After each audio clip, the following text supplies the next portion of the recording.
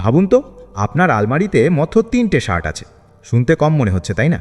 কিন্তু যদি আমি আপনাকে বলি এই 3টে শার্ট দিয়েই আপনি 30টা আলাদা আলাদা আউটফিট তৈরি করতে পারেন। হ্যাঁ, ঠিকই শুনেছেন। এটা কোনো ম্যাজিক না, এটা স্মার্ট স্টাইলিং। আমরা বেশিরভাগ মানুষই মনে করি বেশি জামা কাপড় মানেই বেশি স্টাইল। কিন্তু সত্যিটা হচ্ছে স্টাইল আসে কিভাবে আপনি জিনিসগুলোকে কম্বাইন করছেন তার উপর। আপনার কাছে যদি সঠিক 3টে শার্ট থাকে, তাহলে আপনি সহজেই আপনার লুককে প্রতিদিন আলাদা করে তুলতে পারবেন। প্রথমে আমরা 3টে শার্ট বেছে নেব। একটা হবে সাদা শার্ট, কারণ সাদা শার্ট হচ্ছে সবচেয়ে ভার্সেটাইল। এটা আপনি ফর্মাল, ক্যাজুয়াল, এমনকি পার্টিতেও পরতে পারেন। দ্বিতীয়টা হবে হালকা নীল বা ব্লু শার্ট। এটা আপনাকে একটা ফ্রেশ আর ক্লিন লুক দেয়। আর তৃতীয়টা হবে একটা প্যাটার্ন বা চেকড শার্ট, যেটা আপনার আউটফিটে একটু ক্যারেক্টার যোগ করবে। এইবার আসল খেলা শুরু। শুধু শার্ট না, আপনি কিভাবে প্যান্ট, জুতো আর ছোট ছোট ডিটেলস ব্যবহার করছেন সেটাই আপনার লুককে বদলে দেয়। ধরুন আপনি সাদা শার্টটা একটা ব্ল্যাক প্যান্টের সাথে পরলেন, এটা একটা ক্লাসিক ফর্মাল লুক। এখন একই শার্ট যদি আপনি ব্লু জিন্সের সাথে পরেন, সাথে স্নিকার্স দেন, সাথে হাতা একটু গুটিয়ে নেন, তখন সেটা পুরো ক্যাজুয়াল হয়ে যায়।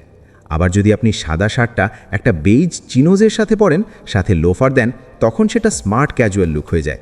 একটাই শার্ট, কিন্তু 3টে সম্পূর্ণ আলাদা লুক। এবার ব্লু শার্টের কথা ভাবুন। ব্লু শার্ট যদি আপনি ডার্ক জিন্সের সাথে পরেন, সেটা একটা ডেইলি ওয়্যার। কিন্তু যদি আপনি সেই একই শার্টটা ব্ল্যাক ট্রাউজারের সাথে টাকিন করে, সাথে বেল্ট আর ফর্মাল জুতো দেন, তখন সেটা অফিস রেডি। আর যদি ব্লু শার্টটা ওপেন রেখে ভিতরে একটা সাদা টি শার্ট পরেন, নিচে লাইট জিন্স দেন, তখন সেটা পুরো ইয়াং আর ট্রেন্ডি লুক হয়ে যায়। এখন আসি প্যাটার্ন বা চেকড শার্টে। এটা আপনি জিন্সের সাথে পরলে খুব রিল্যাক্সড লুক দেয়। কিন্তু যদি আপনি এটা একটা সলিড প্যান্টের সাথে পরেন, তখন এটা একটু ব্যালেন্সড দেখায়। একটা ছোট্ট ট্রিক হচ্ছে লেয়ারিং। ধরুন আপনি চেকড শার্টটা ওপেন রেখে ভিতরে টি শার্ট পরলেন, আবার একই শার্টটা বন্ধ করে হাতা গুটিয়ে সাথে একটা ওয়াচ যোগ করলে লুক পুরো বদলে যায়। এখন আসল ক্যালকুলেশনটা বুঝুন। 3টে শার্ট, 3টে প্যান্ট আর 3 ধরনের জুতো, ধরুন স্নিকার্স, লোফার আর ফর্মাল শু।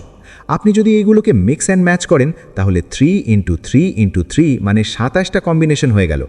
এর সাথে যদি আপনি লেয়ারিং যোগ করেন, ওপেন শার্ট, ক্লোজড শার্ট, হাতা গুটালো, টাকেন বা টাক আউট করেন, তাহলে সহজেই 30টা বা তারও বেশি আলাদা লুক তৈরি করা সম্ভব। আরও একটা গুরুত্বপূর্ণ জিনিস হচ্ছে কালার ম্যাচিং। আপনি যদি নিউট্রাল কালার ব্যবহার করেন, যেমন সাদা, কালো, নীল, বেইজ, তাহলে কম্বিনেশন করা অনেক সহজ হয়ে যায়। এতে করে আপনার প্রতিটা আউটফিট দেখতে ক্লিন আর প্রিমিয়াম লাগে। এখন ধরুন আপনি সোমবার সাদা shirt, black pant, formal shoe পরলেন। মঙ্গলবার একই সাদা শার্ট, ব্লু জিন্স, স্নিকার্স। বুধবার blue shirt, beige chinos, loafer.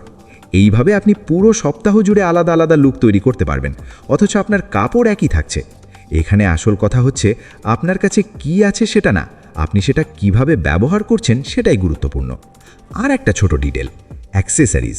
একটা ঘড়ি, একটা বেল্ট বা সানগ্লাস, এই ছোট জিনিসগুলো আপনার লুককে একদম অন্য লেভেলে নিয়ে যেতে পারে।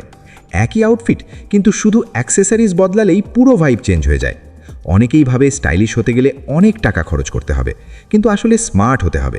আপনি যদি কম জিনিস দিয়েই বেশি লুক তৈরি করতে পারেন, সেটাই আসল স্টাইল।